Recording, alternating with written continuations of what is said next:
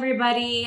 I thought it would be a great idea to kind of recap my looks from 2019 because I kind of gave a good variety at various shows this year. Yeah. And to the untrained eye, I all kind of look the same. Yeah, for sure. But if you know better and if you look closely, I'm actually quite different at each show. Yeah, and I think we really peaked at the end there. So really, really happy with how it all came together. Yes, so I'm about to show you the looks of 2019 for each show. Okay, so the first show of this year was the 2019 Arnold Classic, and this was the look. Yeah.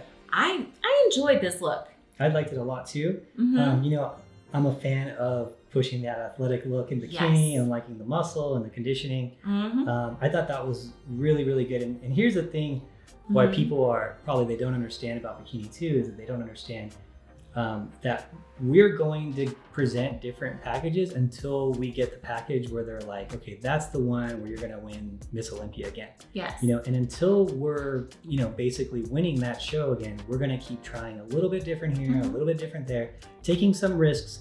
And you know, you might see some placings go like this because she's willing to do that. She's willing to try different looks and see in this new era of bikini, what is it really like the peak for her, you know? So. Yes. And just so you guys know too, if you're kind of new to the sport or are confused about what we're talking about, bikini is like a fitness model look, I guess, cover model look for a fitness magazine.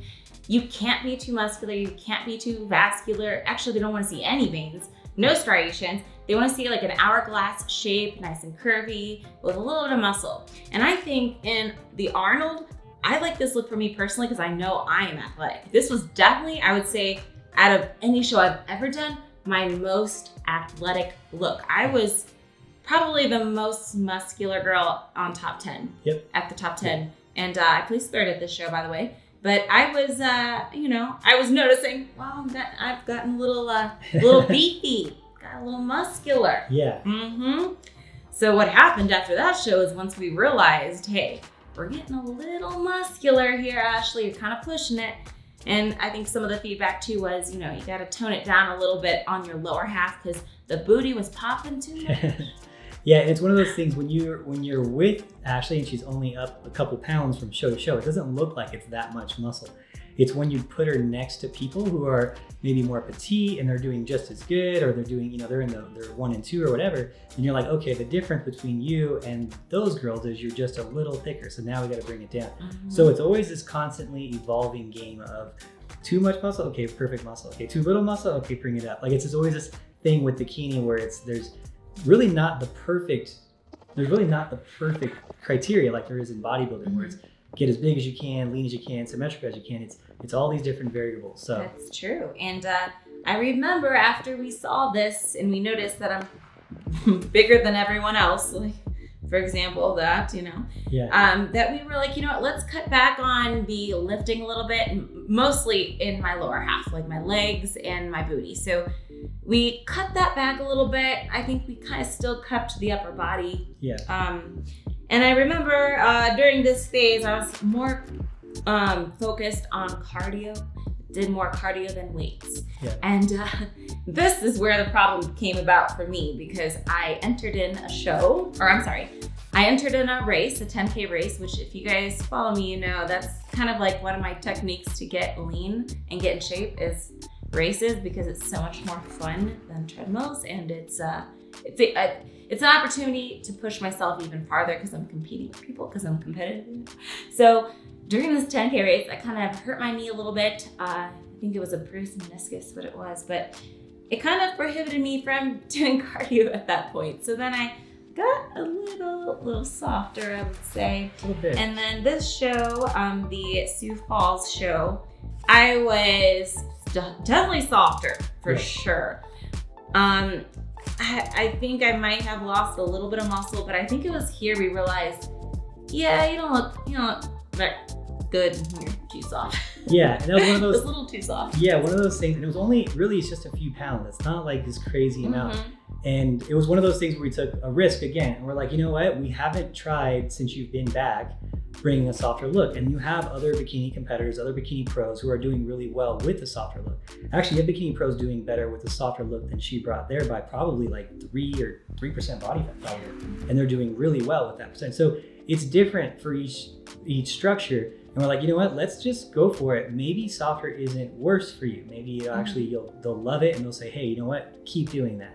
Yeah. But we did it and that wasn't the case. Yeah, I just ended up looking thicker. And I know some of it was due to my injury a little bit, but at the end of the day, I don't think I can carry being softer as well as some others might be. So this is another thing that's going to be confusing to people, I think, too, is like, girls can be different percentages of body fat, but look differently. Like, some girls can get away with being leaner. Some girls look better when they're leaner. And I think I'm one of them because my structure really like pops better when I'm leaner.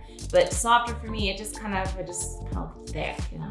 Which, I mean, is probably more appealing to most of the population, but in the extreme sport of bikini, you know, they want the hourglass and in perfect proportion. So that just didn't work out. But yeah, it wasn't my best showing, but I will say this though.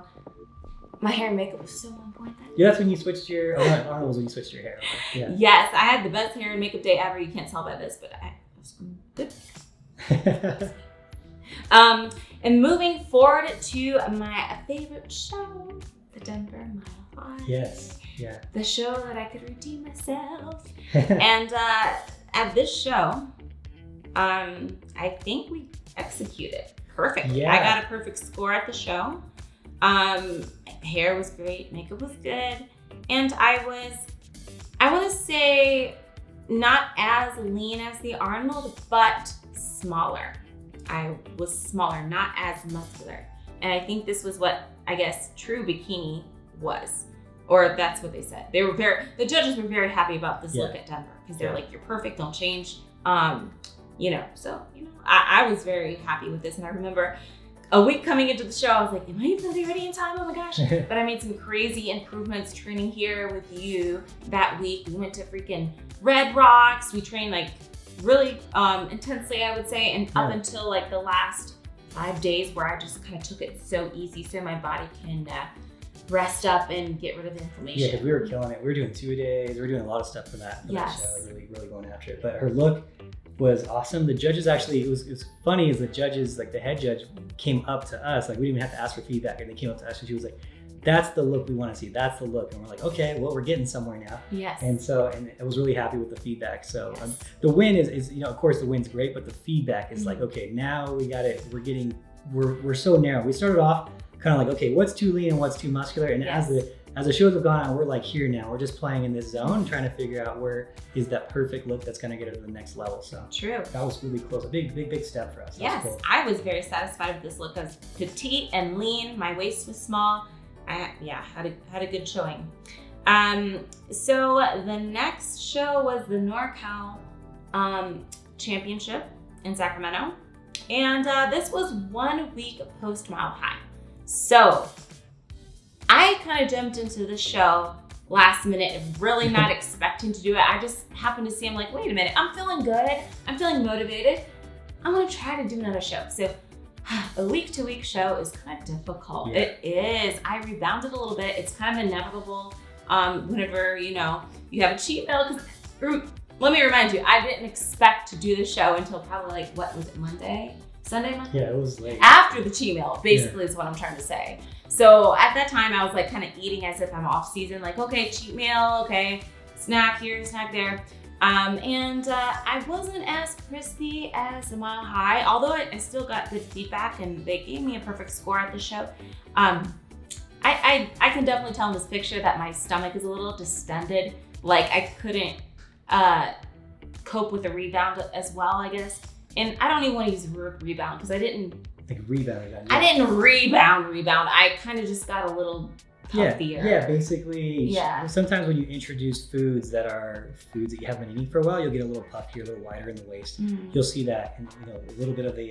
You can definitely tell. Yeah, a little bit in the waistline, and so you could see it there. Yeah, but hey, you know, I can't complain too much. It was still a good look, just not as good as Denver, I would say. And then, last but not least, we got the Olympia. Woo! So the idea for this show was to come in like Denver, because that's the look they really liked. That's the look I liked and you liked too. So we would try to recreate that look. Yeah, and I would say we did a really good job of it. And that was your most symmetrical look too. Symmetrical, that's key. Which was, if anything was hurting, was the symmetry, the balance of the symmetry, because her glutes are so dominant. And her legs were just a little bit bigger than her upper body, but now she's like very lined up, very like it's really hard to see any symmetry issues now. Yes, so, I had to lose a little booty, but it was worth it. I had to sacrifice the booty. Yeah.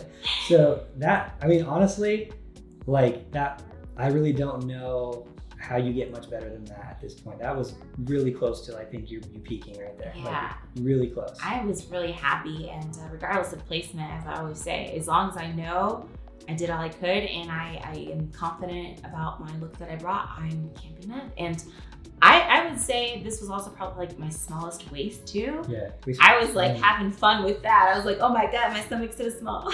Yeah. So I think the food intolerance test really helped with that. If you guys want to check it out, earlier in the year I posted food sensitivity test that I took here at the Contest Prep Center to see which foods cause inflammation, not allergy, there's a big difference, like inflammation, just like it doesn't digest as well. And I found there was a few foods that I've been eating daily that are causing inflammation. We took those out and got my waist really small. So that was very helpful, and I'm glad that I did that test. Your waist was like, I know. I said I wish I had a measuring tape. It was probably 21 something. Yeah. It had to have been. I mean, yeah, you might have dipped to like high 20s. Like that was crazy. Yeah. So I was like, I'm so proud of myself. But yeah, I just kind of wanted to point out the different looks that we brought to the stage in 2019. And yeah, I think this is a good learning lesson for you guys out there as well. You know, these little subtle differences make a big difference in the end. You know, a little bit of training differences, eating differences is like, in the end result is, you know, totally different person. So I had a great year, and I'm looking forward to 2020.